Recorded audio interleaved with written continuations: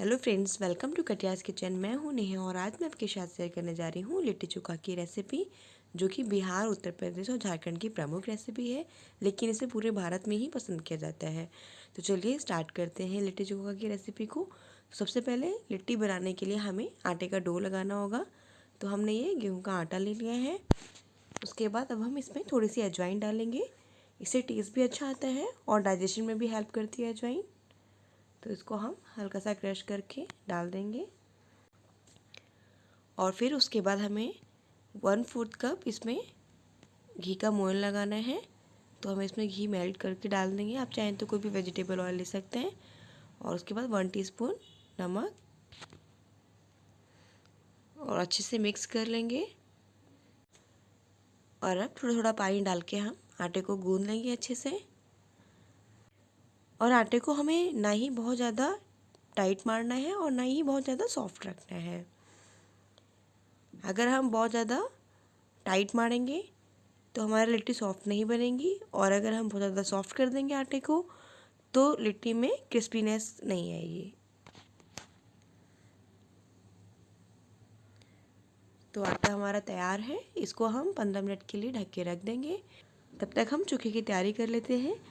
चोखे के लिए सबसे पहले हमें इन्हें रोस्ट करना होगा। तो उसके लिए हमें 2 टमाटर, बैगन और उबले हुए आलू चाहिए और लहसुन। इन सबको हमें सबसे पहले रोस्ट करना होगा। तो सबसे पहले हम बैगन को बीच से कट करके देख लेते हैं कहीं इसमें कीड़ा तो नहीं है। वैसे इन बैगन में बहुत ही रेयर कीड़े निकलते हैं। तो देखिए बैगन बहुत ही अच्छा है अंदर से। और इसके बाद हल्के से हम चाकू से इस तरीके से कर देंगे जिससे कि बैगन जल्दी से रोस्ट हो जाए। और उसके बाद हम ऑयल से ग्रीस कर देंगे इसे।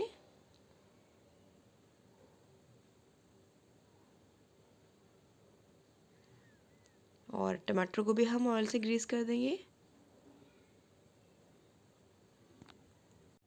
उसके बाद इन्हें रोस्ट करने के लिए आप चाहें तो स्टैंड का यूज़ कर सकते हैं और चाहें तो हम डायरेक्टली गैस पे भी रख सकते हैं।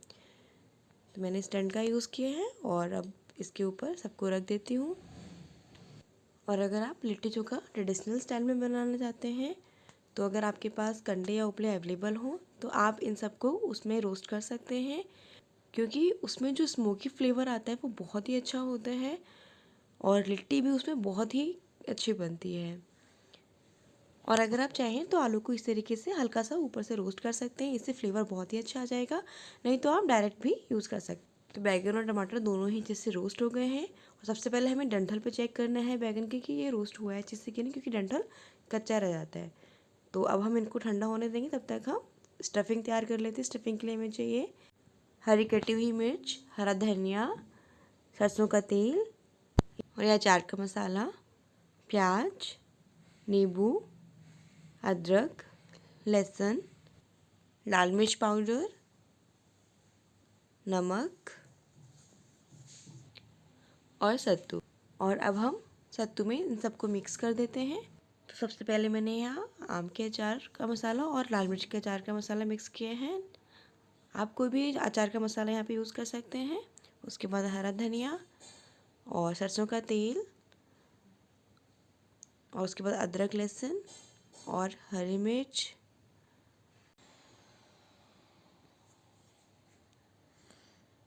उसके बाद प्याज और 1 टीस्पून नमक और लाल मिर्च डालेंगे। नमक बहुत ज़्यादा नहीं डालना है क्योंकि अचार में भी नमक था। उसके बाद नींबू का रस निचोड़ के इसको अच्छे से मिक्स कर लेते हैं। उसके बाद इसमें पानी डालते हुए अच्छे से मिक्स करना है। पानी बहुत ज़्यादा और इकट्ठा नहीं डालना, हल्का हल्का पानी डालना और इतना कि बस सत्तू अच्छे से बाइंड होने लगे। और अगर सत्तू आजकल मार्केट में इजीली अवेलेबल है, अगर आपको सत्तू मार्केट में नहीं मिलते हैं तो आप जो भुने हुए चने होते हैं उनको भी मिक्सी में पीस के सत्तू बना सकते हैं। और हमारे यहाँ जो गांव में सत्तू मिलते हैं उसमें हल्का सा जौ मिक्स होता है। तो अब बैगन टमाटर ठंडे हो गए, इनको छील के अच्छे से मैश कर लेंगे।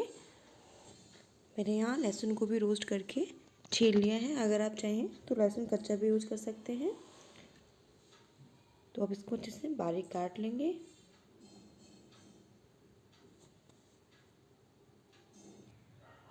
और उसके बाद टमाटर और बैगन इन सबको भी हम छील लेंगे। और भूनने के बाद इसकी स्किन बहुत इजीली निकल जाती है। तो इस तरीके से इसकी स्किन को हम निकाल लेंगे।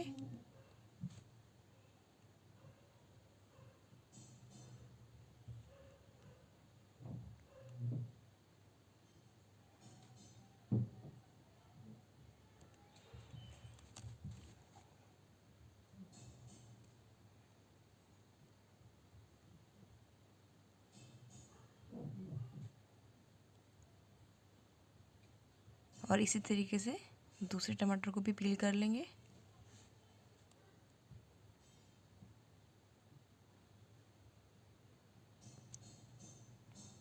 और फिर बैगन को भी पील कर लेंगे। सबसे पहले इसका डंठल निकाल देते हैं और उसके बाद इसको हम छील लेंगे अच्छे से। तो देखिए बैगन कितने अच्छे से रोस्ट हो गया है।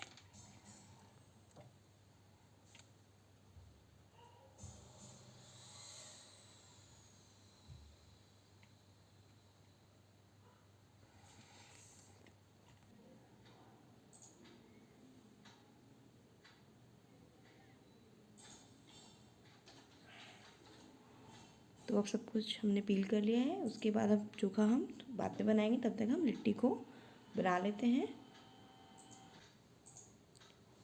तो आटा हमारा परफेक्टली सेट हो चुका है। इसको इस तरीके से करके एक बार और गूंद लेंगे ताकि आटा सॉफ्ट हो जाए थोड़ा सा। और अब हमें इसमें थोड़ी सी बड़ी बड़ी लोइयाँ बनानी है।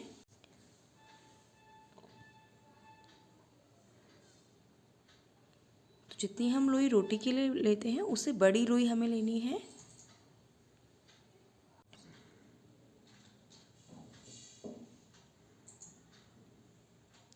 तो इस तरीके से हम लोई को बना के और इस तरीके से हमें फैलाना है इसको कि किनारे पतला रहे लेकिन बीच में मोटा रहना चाहिए। बीच में लोई पतली नहीं रहनी चाहिए, क्योंकि अगर ये बीच में पतली हुई तो इसमें आप स्टफिंग अच्छे से नहीं कर पाएंगे।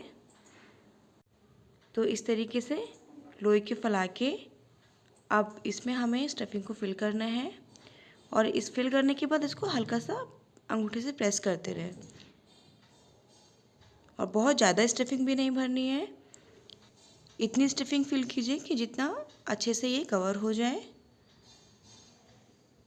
और लोई आपकी बिल्कुल फटे नहीं। तो अब स्टफिंग फिल करने के बाद इसको इस तरीके से गोल गोल घुमा के थोड़ा चिकना कर लेंगे ताकि इसमें क्रैक्स ना रहें ज़्यादा। तो देखिए हमारी ये लिट्टी बन के तैयार है। तो इस तरीके से दूसरी बना लेते हैं। ध्यान रखिएगा कि किनारे पतला करना है और बीच में मोटा करना है। और स्टफिंग को अंगूठे से अच्छे से प्रेस करते हुए फिल करना है। और स्टफिंग को फिल करने के बाद इसको अच्छे से बंद करना है। इस तरीके से अच्छे से इसको बंद कर देना है और फिर इसको गोल गोल करके चिकना कर लेना है। तो हमारी लिट्टी तैयार है। और लिट्टी को हम दो तरीके से बना रहे हैं, एक तो कुकर में और एक अप्पे पैन में। और अगर आप चाहें तो इसको कढ़ाई में भी बना सकते हैं। तो सबसे पहले कुकर में हम 1 टेबल स्पून ऑयल डालेंगे और अच्छे से इसको ग्रीस कर देंगे। चारों तरफ से इसको ग्रीस कर देना है। अगर आप कढ़ाई में बना रहे हैं तो आप कढ़ाई में भी इसी तरीके से बना सकते हैं। तो अब लिट्टी को इसमें रख देंगे और ध्यान रखिएगा कि हमें फ्लेम को लो ही रखना है और ढक्कन से सीटी निकाल देनी है। और उसके बाद हम अब अप्पे पैन के लिए भी लोई बना लेते हैं। और अप्पे पैन के लिए लोई बनाने के लिए आप थोड़ा साइज छोटा ही रखिए, जितना कि आराम से अप्पे पैन में आ जाए।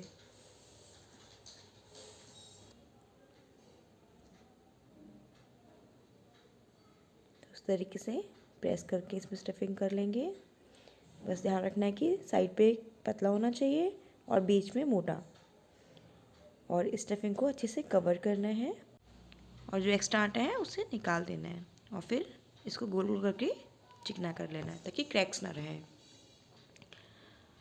तो इस तरीके से थोड़े छोटे साइज़ के अप्पे पैन के लिए लिट्टी तैयार कर लेंगे।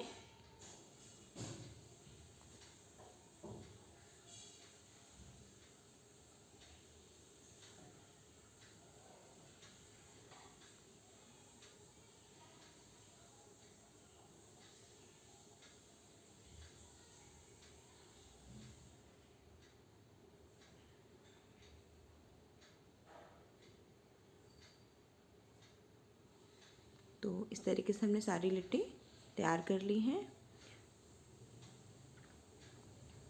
और अब 10 मिनट के बाद हम जो कुकर में लिट्टी रखी हुई थी उनको चेक कर लेते हैं।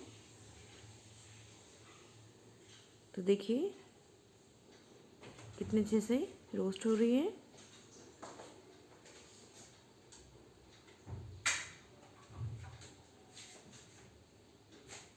तो अब हमें इन्हें दूसरी तरफ से रोस्ट करना है।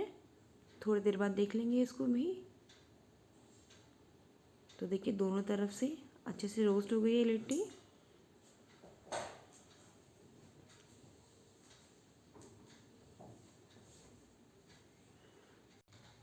तो हम लिट्टी को निकाल लेते हैं।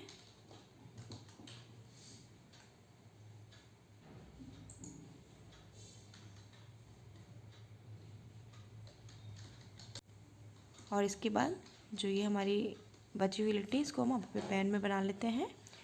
तो अपने पैन को हमें अच्छे से पहले हल्के सा ऑयल लेके ग्रीस कर लेना है। और उसके बाद अब हम इसमें लिट्टी रख देंगे। तो देखिए जो साइज़ है वो इस तरीके से होना चाहिए कि परफेक्टली आ जाए इसमें पूरी तरीके से। अब हम इसको कवर करके रख देंगे लो फ्लेम पे। तो अब इसके बाद चोखा बना लेते हैं। तो उसके लिए हमने सामान तैयार कर लिया था, और ये भुना हुआ जीरा पाउडर, मिर्ची, धनिया, नमक, लाल मिर्च और प्याज। तो सबसे पहले हम बैगन को थोड़ा छोटे छोटे पीसेस में काट लेंगे। आप चाहें तो इसको डायरेक्टली मैश भी कर सकते हैं।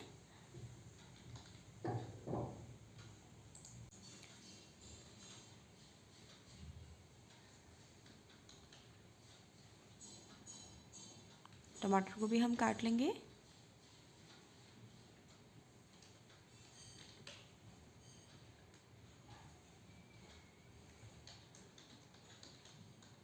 और उसके बाद आलू को भी हम छोटे छोटे पीसेस में कर लेंगे। काटने से क्या होगा कि अच्छे से मैश हो जाएंगे। तो इसको पलट के देख लेते हैं एक बार। तो देखिए कितना अच्छा टेक्सचर आया है, कितना अच्छा कलर है, और कितने अच्छे से रोस्ट हो रही है।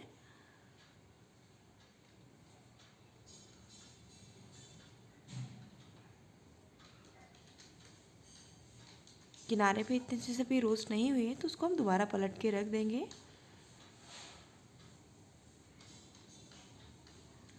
अब इसमें हम प्याज मिक्स कर लेंगे, और मिर्ची, और धनिया,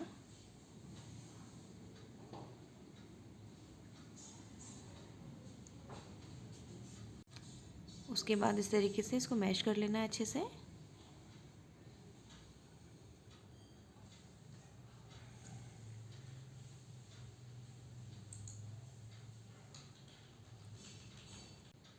तो देखिए सब कुछ अच्छे से मैश कर लिया है अब हमने। उसके बाद हम 1 टीस्पून लाल मिर्च पाउडर, 1 टीस्पून नमक, और थोड़ा सा भुना हुआ जीरा पाउडर डाल देंगे। थोड़ा सा अमचूर पाउडर, और अब अच्छे से इसको मिक्स कर देंगे।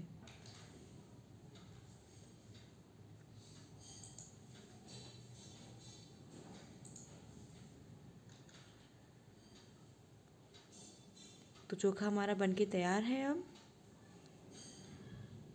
तो अब इसको हम सर्व करने के लिए एक बोल में निकाल लेते हैं।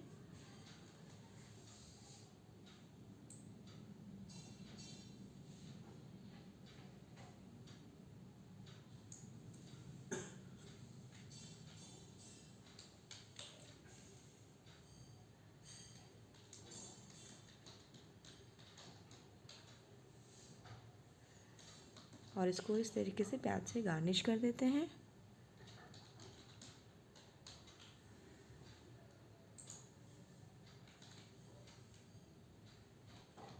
और इसके बाद फिर से लिट्टी को हम चेक कर लेते हैं।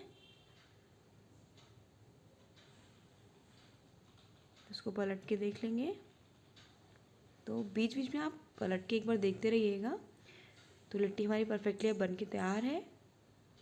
और किनारे पे जो कुछ लिट्टी अभी हल्के से रोस्ट नहीं हुई है, तो उसको थोड़ा सा ऑयल लगा के हम थोड़ी देर तक और रोस्ट कर लेंगे। और जो रोस्ट हो गई हैं उनको हम निकाल लेंगे। तो देखिए कितने अच्छी लिट्टी बनी है। और अगर आपके पास कंडे या उपले अवेलेबल हो तो आप उसमें भी बना सकते हैं लिट्टी को। और देखिए आपके पैन में भी कितने अच्छे से लिट्टी बनी है, चारों तरफ से अच्छे से रोस्ट हो गई है।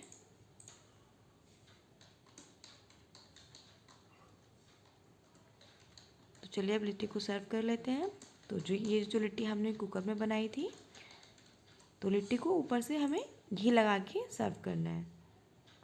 तो इस तरीके से घी को मेल्ट करके हमें चारों तरफ से लगा देना है ताकि लिट्टी थोड़ी सी और सॉफ्ट हो जाए और घी का टेस्ट बहुत अच्छा आता है।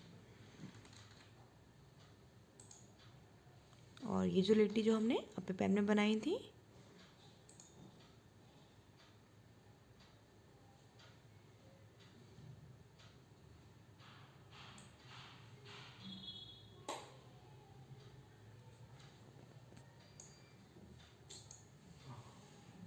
तो लिट्टी हमारी बनके तैयार है। आप लोग भी इस रेसिपी को ज़रूर ट्राई कीजिएगा। और अगर आपको मेरी रेसिपी अच्छी लगी हो तो प्लीज़ वीडियो को लाइक और शेयर कीजिएगा और चैनल को सब्सक्राइब करना ना भूलें।